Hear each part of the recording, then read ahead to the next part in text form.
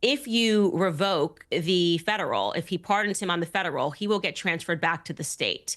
And so I would just like to know what guided that. I would have appreciated if you're going to get involved in that, I think you have to speak to the family and make sure it's something that they actually want.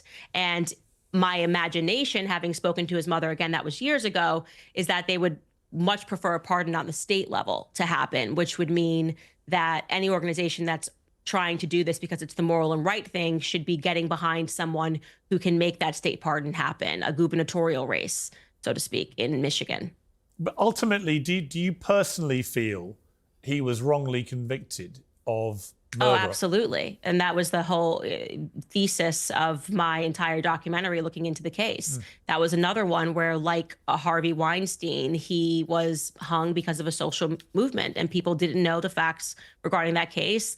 They didn't know anything about his fentanyl levels. They didn't know. They still thought that he cried out to his mom and said, "Mama, mama." That was actually what he called his girlfriend. And when you look at prior arrests, because he was arrested all the time in that area, he says, "I want mama, I want mama." And so, you know, it's a sad case. Drug addiction is sad on its face. And I was happy to speak with his roommates about that and understand the struggle that he was going through.